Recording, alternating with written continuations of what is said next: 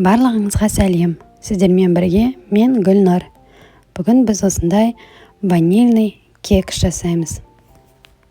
Міндетті түрде менімен бірге дайындауды сұраймын, өйткені бұл кекстің дәмі қандай күшті. Мен керекті ингредиенттерді шығарып қойдым. Жақсылап қарап, парақшаларыңызға түртіп алыңыздар. Ал біз енді кексімізді пісіруді бастаймыз. Біз ең бірінші жұмыртқадан бастаймыз. 3 жұмыртқамызды 250 грамм қантпен жақсылап взбивать етіп аламыз.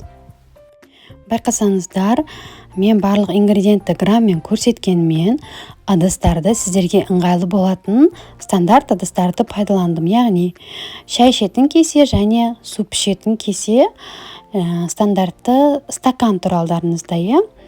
Сіздер таразы болмаса көз мөлшермен кәдімгі шай, сорпа ішетін кеселерді пайдалана отырып мөлшерін жасап алуларыңызға болады.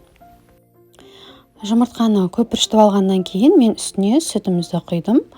Оны да жақсылап араластырып болғаннан кейін сұйық майымызды қосамыз.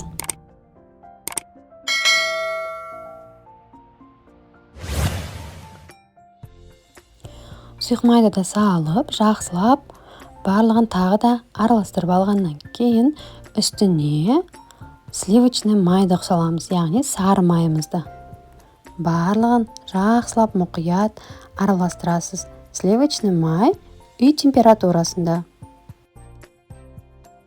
Енді үстіне тұз, разрыхлитель, ванилин саламыз. Тұзды міндетті түрде салыңыздар. Ол өзінше бір жақсы дәм беретін болады. Енді ақырындап ұнымызды салып бастаймыз. Ұнды бірден бәрін салып жібермеңіздер. Бірден ақырын салып отырып, жақсылап араластырыңыздар.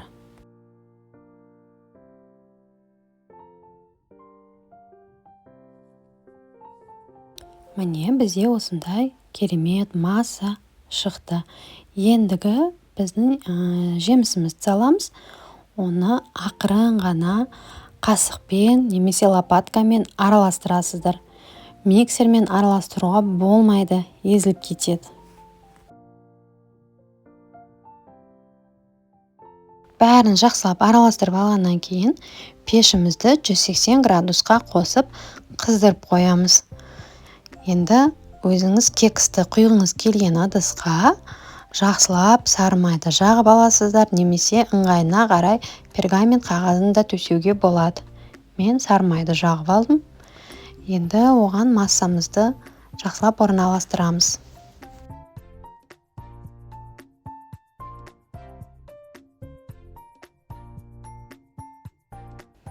Қызып тұрған пеште 35-40 минуттай пісіріп аласыздар.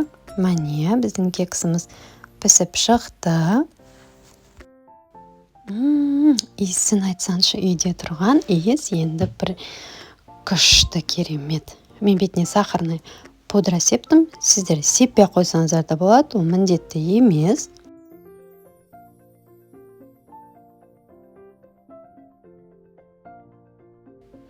Кексті толық суығаннан кейін ғана кесіңіздер.